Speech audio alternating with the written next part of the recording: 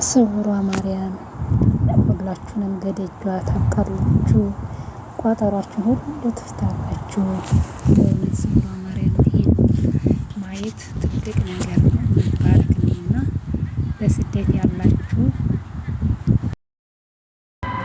እኔንም ለደጇ